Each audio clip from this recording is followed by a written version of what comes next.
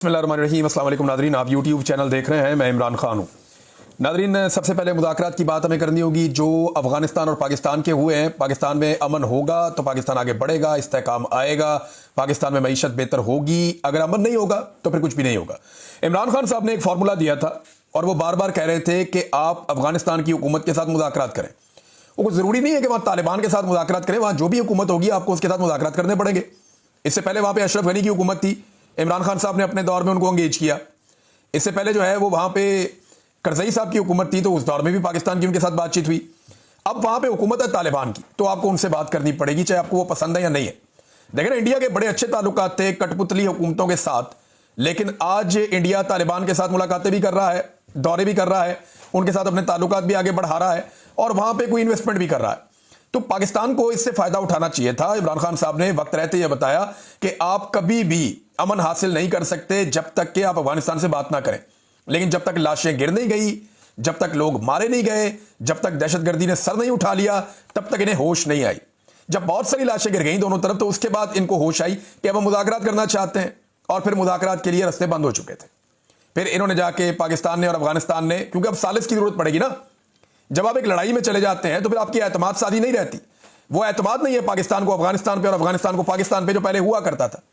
यही मुज़ाकरात जो अब कतर में हो रहे हैं, यही मुज़ाकरात जो अब होने जा रहे हैं आने वाले दिनों में इस्तांबुल में, तुर्की में, ये मुज़ाकरात इस्लामाबाद में हो सकते थे, ये मुज़ाकरात पेशावर में हो सकते थे। वहां बातचीत हो सकती थी, बड़ी इज्जत के साथ दोनों फ्रीकैन मिलकर बातचीत तय कर सकते थे और शायद उनमें एतमाद ज्यादा होता। लेकिन अब जो है वो दूसरे फ्रीक बीच में पड़े हुए हैं, चाइना कोई और, ये अरब ममालिक हैं, इनकी गारंटियां हैं, सऊदी अरब की गारंटी है, तुर्की बीच में पड़ा हुआ है, कतर बीच में पड़ा हुआ है। अब कोई लोग ईरान की भी बात कर रहे हैं कि उनकी भी बीच में वो भी पड़ेंगे इसमें। तो अब आप अंदाजा करें कि ये हालात पैदा हो गए पाकिस्तान के लिए कि एक हमसाया मुल्क जो ब्रदर इस्लामी मुल्क है, जिस मुल्क की दो बड़ी जंगों में पाकिस्तान का बड़ा कलीदी रोल रहा, वो तालिबान जिन्हें पाकिस्तान ने खुद तख्लीक किया था, वो तालिबान जिन्हें पाकिस्तान ने खुद ट्रेंड किया था, आज जब उनकी हुकूमत आई तो बजाय इसके कि वो पाकिस्तान की बात मानते और पाकिस्तान के मुताबिक चलते, पाकिस्तान दुनिया भर के जाके दरवाजे खटखटा के उनके साथ बात कर रहा। अनफॉर्चुनेट। ख्वाजा आसिफ साहब ने एक तरफा स्टेटमेंट दे दिया। वैसे ख्वाजा साहब को पता नहीं झूठ बोलने की आदत है, इस उम्र में बंदे को झूठ बोलना नहीं चाहिए। ख्वाजा साहब का स्टेटमेंट मैं पढ़ रहा था, वो बिल्कुल किसी और तरह है, और जो स्टेटमेंट हमारे पास आया कतर से, वो बिल्कुल किसी और तरह है। जो कतर से आने वाला स्टेटमेंट है वो कुछ और बता रहा है, और जो ख्वाजा आसिफ ने स्टेटमेंट दिया वो कुछ और बता रहा है। ख्वाजा आसिफ एक तरफा कह रहे हैं कि जी अफगानिस्तान पाकिस्तान में अब दरअंदाजी नहीं करेगा, दहशतगर्दों की सहूलतकारी नहीं करेगा, और ये वो सारी चीज़ें वो कह रहे हैं अपने ट्वीट में मिलती जुलती जैसे इनको आदत है। लेकिन जो कतर का स्टेटमेंट है वो ये बता रहा है कि ये दो तरफा हुआ है मामला। यानी मैंने आपको पहले भी बताया था कि अफगानिस्तान को भी प्रॉब्लम है दाइश से, और अफगानिस्तान बार बार ये कहता है कि पाकिस्तान के अंदर दाइश के ठिकाने हैं जहां से लोग आकर अफगान तालिबान की हुकूमत को डिस्टेबलाइज करते हैं और वहां जाके कार्रवाइयां करते हैं। इसी तरह पाकिस्तान को शिकवा टीटीपी से कि एक तरीके तालिबान पाकिस्तान क्योंकि अफगानिस्तान में है, वो वहां से आके यहां पे कार्रवाई करती है। तो दोनों के शिकवे थे, दोनों के गिले थे, दोनों जगहों पे दहशतगर्दियां हुई हैं, दोनों ने लिस्टें फ्राहम की हैं, और दोनों ने इस बात का आज़म किया है कि एक दूसरे की सरजमीन के ऊपर मुदाखलत नहीं करेंगे। मैं उम्मीद करता हूं कि यह जंगबंदी कायम रहेगी, लेकिन मैं चंद चीजें आपके सामने रखना चाहता हूं। एक तो इसी लड़ाई को लेकर जब इमरान खान ने कहा कि मुज़ाकरात करें, तो पाकिस्तान की मिलिट्री एस्टेब्लिशमेंट और उनके जो आलाकार इस वक्त हुकूमत में बैठे हैं, ये सारे फतवे दे रहे थे। कोई आयतें सुना रहा था, कोई गज़वात के हवाले दे रहा था, कोई जो है वो कह रहा था इमरान खान तालिबान खान है, वो पाकिस्तान का दुश्मन और गद्दार डिक्लेयर कर रहा था, कोई ये कह रहा था अफगानिस्तान एक दहशतगर्द मुल्क है और हमारा दुश्मन मुल्क है, और कोई ये कह रहा था कि दहशतगर्दों के सहूलतकारों के लिए हम कोई गुंजाइश नहीं छोड़ेंगे। ये बात बार बार की जा रही थी कि ये सहूलतकार दहशतगर्दों के हम इनके लिए गुंजाइश नहीं छोड़ेंगे, ये कहा जा रहा था। और अब उन्हीं से जाकर जिनको दहशतगर्द कहा गया, जिनको दुश्मन कहा गया, उनके साथ बैठकर बात करनी पड़ी। देखिए, जब इमरान खान साहब को यह बात पता चली ना, अलीमा खानम वगैरह गए और उन्होंने अदालत के अंदर इमरान खान को यह बताया। मुलाकातें तो इमरान खान की होती नहीं है, अदालत में केस चलता है, उसी बहाने मुलाकात होती है। तो वहां जब इमरान खान साहब को यह बताया कि इतने फौजी अफसरान और जवान शहीद हो गए, तो इमरान खान साहब उठकर खड़े हो गए थे, और उन्होंने एक मरतबा नहीं लगभग 10 मरतबा इमरान खान साहब ने यह बात दोहराई कि अफगानिस्तान से राब्ता करो, अफगानिस्तान से बात करो, अफगानिस्तान से राब्ता करो। वो आदमी इस इलाके के डायनामिक्स को जानता है, उसे पता है कि यहां क्या चल रहा है, उसको आइडिया है कि इस लड़ाई को रोकना है। तो उसको रोकने का बेहतरीन तरीका यह है कि आप कबाइलियों को इन्वॉल्व करें, आप अफगानिस्तान की हुकूमत से बात करें, मकामी हुकूमत को अपने एतमाद में लें, और फिर मिलकर दहशतगर्दी को खत्म करें। अगर आप एक तरफा लड़ाई लड़ते रहेंगे तो फिर आप 20 साल और लड़ दें। इससे पहले भी आप 20 साल से लड़ाई लड़ रहे हैं, 20-25 साल हो गए आपको, आप 25 साल और लड़ लें। आपने 14,000 छोटे ऑपरेशंस किए हैं, आपने दर्जनों जो है बड़े ऑपरेशंस आपने किए बहुत बड़ी तादाद में, अभी तक अमन नहीं आ सका। अमन लाने का एक ही तरीका है, जब पूरा खित्ता अमन के लिए तुल जाएगा, और वो अफगानिस्तान की शमूलियत के बगैर मुमकिन नहीं है। तो इमरान खान को जो लोग ताने देते थे अब वही काम कर रहे हैं और वो पहुंचे हैं। और देखिए ये क्यों इन्हें करना पड़ा। पहले तो ये लड़ाई को बढ़ाना चाह रहे थे, लड़ाई को बढ़ावा दे रहे थे। लड़ाई को बढ़ावा देने का मकसद ये था कि डोनाल्ड ट्रंप मुतवज्जे हो जाएगा। डोनाल्ड ट्रंप को हम बताएंगे देखो आपको चाहिए था बगराम एयरबेस, तो देखिए हमने आपके लिए कितनी कुर्बानी दी है, कितना जोर लगाया, हम आपके लिए बात कर रहे हैं, हम अफगानियों को मार रहे हैं, हम हमले कर रहे हैं, हमने तो काम शुरू भी कर दिया। ट्रंप साहब आप ये देखें, तो ट्रंप ने तवज्जो नहीं दी इनकी तरफ। ट्रंप अपने पंगों में फंसा हुआ है, वहां पे अमेरिका में जो चल रहा है वो मैं आपको भी बताता हूं थोड़ी देर में। लेकिन ट्रंप ने जब ज्यादा तवज्जो नहीं दी और उसने ये कह दिया कि अमेरिका में बड़े काम है जिनमें मैं फंसा हुआ हूं, तो अफगानिस्तान और पाकिस्तान को बाद में देखूंगा, तो पाकिस्तान को एहसास हुआ कि जनाब ये तो फायदा ही कोई नहीं हो रहा, यानी खाया पिया कुछ नहीं और गिलास तोड़ा उसके भी पैसे 12 ने। तो इससे बचने के लिए पाकिस्तान ने कहा जी बात करो अब उनके साथ, इमरान खान ठीक कहता है। फिर इन्हें मुल्की मफाद याद आया, जब जाती मफाद नहीं निकला तो इन्हें मुल्की मफाद याद आया, जाके फिर उन्होंने अफगानिस्तान के साथ बातचीत की, जो बड़ी अच्छी बात है, बहुत अच्छी बात है, सीज फायर कायम रहना चाहिए। देखें DGISPR जो है ना वो 2 मकासद के तहत पेशावर गए थे। मैंने उनकी प्रेस कॉन्फ्रेंस जो सुनी है और जितनी उनकी प्रेस कॉन्फ्रेंस वायरल हुई उससे 2 चीजें निकलती हैं। DGISPR के जो पेशावर का दौरा था अहमद शरीफ साहब का, उसके 2 मकासद थे। एक मकसद तो यह था कि जो ऑपरेशन हो रहा है खैबर पख्तूनख्वा में इसकी मुखालफत बिल्कुल नहीं होनी चाहिए और इसके लिए राह हमवार की जाए। उन्होंने कहा जी अगर बातचीत करनी होती तो गजवा बदर क्यों होता, यानी एक तो उन्होंने गजवा की मिसाल दे दी इस मामले में, वहां कुफार के साथ जंग हो रही थी, ये लड़ाई और नौयत की है, ये आपकी अपने मुल्क के अंदर एक इंसर्जेंसी है जिसको आपने कंट्रोल करना है, टेक्निकल चीजें, तो उठा के उसको वो कुफार की और उस तरह की लड़ाइयों के साथ जोड़ दिया। गजवा की मिसालें दी, आयात के हवाले हम पहले सुनते रहे बहुत सारे। तो एक तो ये था कि ऑपरेशन का माहौल जो है उसे फुल गर्म रखना है और जितनी भी मुखालिफ आवाजें हैं उनको जवाब देना, एक तो DGISPR का ये था। और दूसरा ये था कि सुहेल अफरीदी का रास्ता रोका जाए। तो दोनों महाजों पे DGISPR का मौक़िफ़ गलत साबित हो गया। पहला मौक़िफ़ सुहेल अफरीदी को वाज़ेह उन्होंने पैगाम दिया था कि हम ऐसी सूबाई हुकूमत को नहीं मानते। भाई आप होते कौन है कि आप नहीं मानते, आपकी ये औकात ही नहीं है, आपकी ये जुर्रत होनी ही नहीं चाहिए कि अवामी मुंतखब हुकूमत को आप कहें कि हम नहीं मानते। आपको मानना पड़ेगा क्योंकि आप एक सरकारी मुलाजिम है और आपको तनख्वाह देती है ये कौम, और आपने वही करना है जो आपको अवामी मुंतखब नुमाइंदे कहेंगे। लिहाजा DG साहब ने एक तो ये कहा जी कि इस वज़ीर आला को हम नहीं मानते दूसरे अल्फाज में, और वो वज़ीर आला फिर आ गया, आप माने या ना माने वो आ गया। दूसरी बात, वो मुज़ाकरात के बिल्कुल हमायती नहीं थे और अब हम देख रहे हैं कि 1 हफ्ते के अंदर अंदर वो टाइम आ गया कि मुज़ाकरात भी हो गए। तो 1 हफ्ते के अंदर DGISPR की जो प्रेस कॉन्फ्रेंस थी उनके दोनों नताइज निकल आए। 2 मकासद थे ना, एक तो जनाब ऑपरेशन, मुज़ाकरात नहीं होंगे ऑपरेशन होंगे, और दूसरा कि सुहेल अफरीदी CM नहीं बनेगा। दोनों ही काम हो गए, मुज़ाकरात भी हो गए, सुहेल अफरीदी CM भी बन गया। और वही ख्वाजा आसिफ खुद चल कर गया जो मुज़ाकरात का सबसे बड़ा मुखालिफ बन रहा था। तो इनका कोई नजरिया नहीं है, इन्हें जो एस्टेब्लिशमेंट कहती है ये आंखें बंद करके कर देते हैं। मैंने कल के वीलॉग में आपको बताया भी था, सुबह मैंने आपको बताया था वीलॉग में, ये एस्टेब्लिशमेंट ने इनको ये कहा कि जो हम तुम्हें कहते हैं आंखें बंद करके करो, तुम्हारी हिफाजत हमारी रिस्पॉन्सिबिलिटी है। अमेरिका में क्या हो रहा है ये मैं आपको थोड़ा सा बताता हूं, लेकिन पहले एक और डेवलपमेंट है और ये बड़ी डेवलपमेंट है।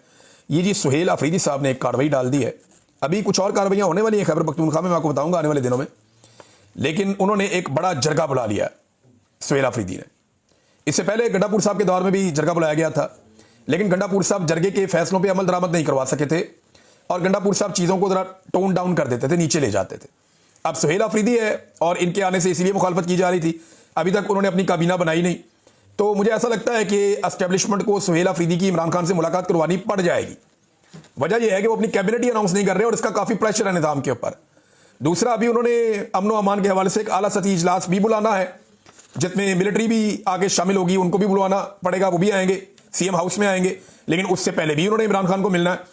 तो सुहेल अफरीदी ने कहा कि खैबर पख्तूनख्वा के अवाम की जिंदगी और उनके मुस्तकबिल का फैसला सूबे के लोग खुद करेंगे, किसी को भी बंद कमरों के फैसलों को अवाम पर मुसल्लत करने की इजाजत नहीं दी जाएगी।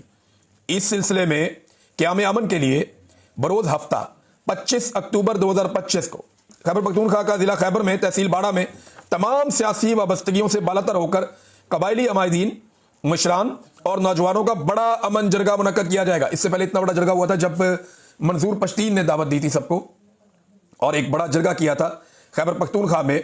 उस वक्त अली अमीन गंडापुर साहब की हुकूमत थी, कई नौजवान शहीद हो गए थे और जो खैबर पख्तूनख्वा की पुलिस है उन्होंने जरगे के ऊपर अटैक भी किया था। बाद में फायर फाइटिंग के लिए अली अमीन गंडापुर साहब खुद भी वहां गए थे। बहरहाल वो जरगे के मुतालबात कहां गए, कोई बात सामने नहीं आई। उसके बाद हम देख रहे हैं ऑपरेशन पे ऑपरेशन चल रहा है, अब ये बड़ा इम्तिहान है सुहेल अफरीदी का कि वो जरगा बुलाते हैं तो जरगे में जो चीज़ें तय होती हैं उन चीज़ों का क्या बनेगा। बहरहाल उन्होंने कहा जी कबायली अमायदीन आएंगे, मुशरान आएंगे, नौजवानों का बड़ा अमन जरगा मुनक्कद किया जाएगा। खैबर पख्तूनख्वा की हुकूमत इमरान खान के नजरिए और सूबे के अवाम के मफाद के साथ खड़ी होगी इंशाअल्लाह। सिक्योरिटी के सख्त इंतजाम करने चाहिए क्योंकि जो अमन के दुश्मन है वो ऐसी किसी कोशिश को जहां पे अवाम की आवाज़ आए सबोटाज करने की कोशिश भी कर सकते हैं। अब नादरीन एक और चीज़ जो अमेरिका के हवाले से मैं आपके सामने रख देता हूं कि डोनाल्ड ट्रंप जो दुनिया के अंदर एक चैंपियन बन रहे हैं और पूरी दुनिया के अंदर उनकी वाहवाकारी कर रहे हैं वो ममालिक जिन ममालिक में जमहूरियत नहीं है। आप गौर कीजिए ना, चापलूसी सिर्फ वो ममालिक कर रहे हैं जहां पे जमहूरियत नहीं है। पाकिस्तान फुल चापलूसी प्रोग्राम, इसी तरह इंडोनेशिया फुल चापलूसी प्रोग्राम, खुशामद प्रोग्राम। अरब ममालिक हमारे उनके पास तो वहां जमहूरियत नहीं है।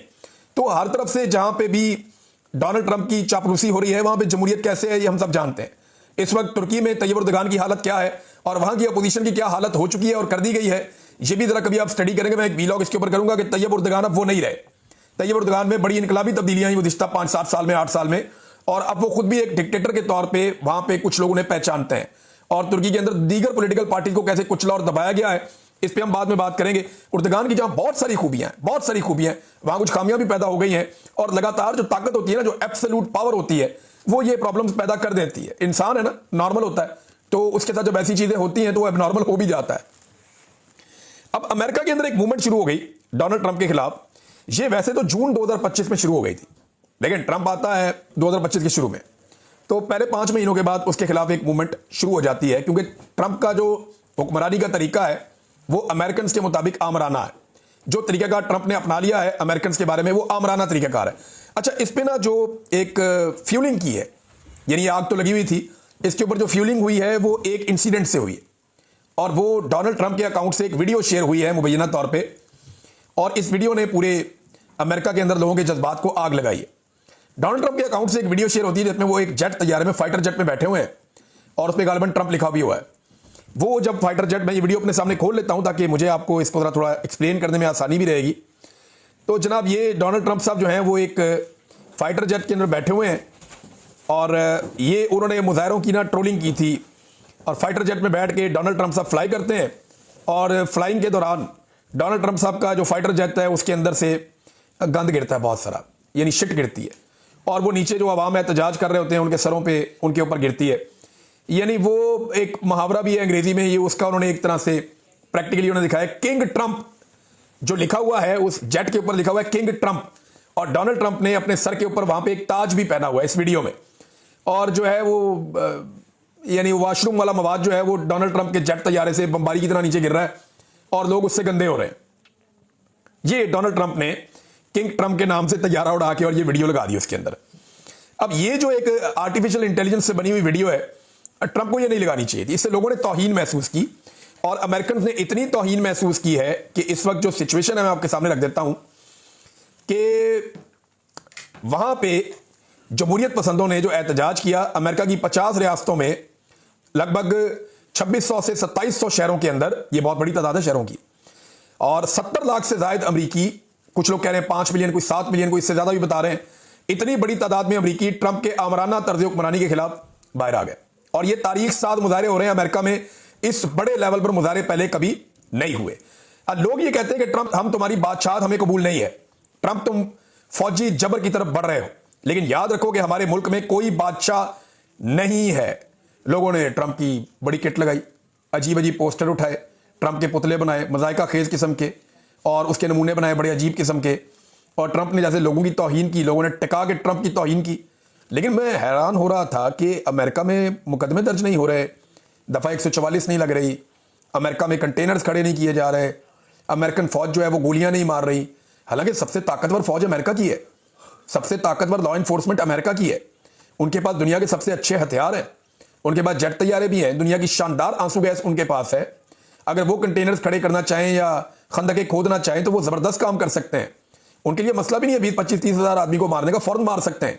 लेकिन वहां पे ये नहीं हो रहा, ना ही जाली एफआईआर हो रही हैं, बल्कि ये जो लाखों मुजाहिरीन आए हैं एहतजाज करने के लिए, इनमें से कोई एक भी ऐसा नहीं है जिसने शिकायत की हो कि गुज़िश्ता रात उसकी चादर और चार दीवारी का तकद्दुस पामाल किया गया। यह है नाज़रीन अमेरिका। वो इसलिए सुपर पावर अपने आप को कहते हैं या इसलिए बाकी दुनिया से आगे हैं कि वहां पे लोगों के जमहूरी हक मौजूद है। अच्छा, डोनाल्ड ट्रंप का ये कहना कि मैं बादशाह नहीं हूं, ये मुझे बादशाह बिला वजह कह रहे हैं, ये मेरे बारे में गलत बात कर रहे हैं। अमेरिकी सदर ने खुद कह दिया अपने मुंह से कि वो मुझे बादशाह कह रहे हैं, मैं बादशाह नहीं हूं। हालांकि जो वीडियो उन्होंने जारी की थी डोनाल्ड ट्रंप ने, उसमें किंग ट्रंप लिखा हुआ था। तो ये जनाब अमेरिकन का रद्द अमल है जो हम देख रहे हैं। नाज़रीन, एक और बड़ी खौफनाक खबर है, मैं इसकी तस्दीक नहीं कर सकता, लेकिन ज़ियाद तनोली साहब ने यह खबर दी। ज़ियाद तनोली साहब मैं जानता हूं, एक्सप्रेस न्यूज़ में मैं उनके साथ काम कर चुका हूं, बड़े अच्छे जर्नलिस्ट हैं, दिन अखबार में भी काम करते थे, मुख्तलिफ जगहों पर उन्होंने काम किया है और मेरा एक उनके साथ अच्छा ताल्लुक भी है। उन्होंने एक खबर दी है कि खादम रिजवी साहब जो हैं, जो तहरीक लब्बैक के बानी हैं और उनका इंतकाल हो गया था आज से चंद साल पहले। 16 नवंबर को उनकी बरसी आती है हर साल और उनका उर्स मनाया जाता है, वहाँ पे उनका मज़ार बनाया गया बाद में। खादम रिजवी साहब, ये आपको याद होगा, वो माजूर शख्सियत हैं जो एक व्हील चेयर के ऊपर बैठते थे और इन्होंने तहरीक लब्बैक को एक ऐसी पॉलिटिकल पार्टी बनाया जिसने एहतजाज कर करके सबके नाक में दम कर दिया। तो अब उनके दुनिया से जाने के बाद हर साल 16 नवंबर को उनका उर्स मनाया जाता था। अब ज़ियाद तनोली साहब की खबर है और कुछ और सहाफ़ी भी ये क्लेम कर रहे हैं कि उनका जस्ते खाकी यानी उनकी लाश को निकाला जाएगा उनकी कब्र से और लाहौर से बाहर कहीं मुंतकिल किया जाएगा। ये बड़ी खौफनाक बात है। हुकूमत पंजाब का वैसे पता कोई नहीं है, कुछ भी कर सकते हैं। तो ये क्लेम किया जा रहा है कि जनाब ये मुंतकिल किया जाएगा और अटक में या राजनपुर में या कहीं दूर दराज इलाके में मुंतकिल करेंगे ताकि लाहौर में ट्रैफिक के मसाइल पैदा ना हो। अब वजह ये बनाई जाएगी।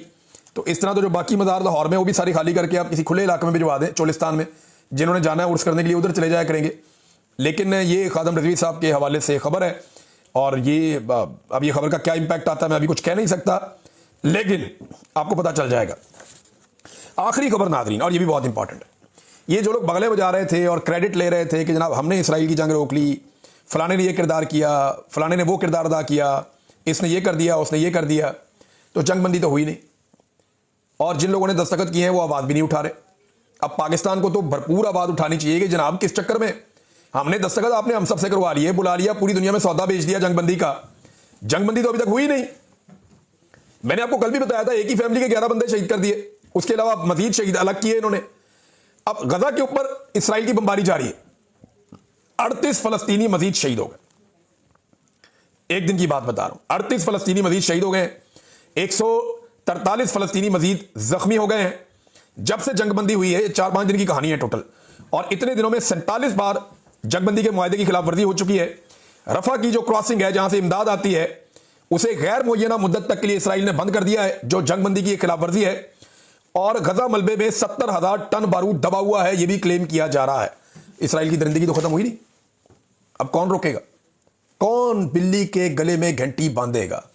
क्या शहबाज शरीफ जो उछल उछल के तारीफें कर रहे थे डोनाल्ड ट्रंप की, कल मैं सुन रहा था हमारे फील्ड मार्शल, ये पहली मरतबा मैंने तारीख में ऐसा सुना, इससे पहले मुझे नहीं याद पड़ता कि कोई army chief passing out parade पे जाएं पीएमए की और वहां नए फौजियों को या नए जो ऑफिसर्स आ रहे हैं, नया खून जो इंडक्ट हो रहा है फौज में, उसको अमेरिकन प्रेसिडेंट की तारीफ सुनाएं। अब तक इतना ही, अपना ख्याल रखिएगा, अपने चैनल का भी अल्लाह हाफ़िज़।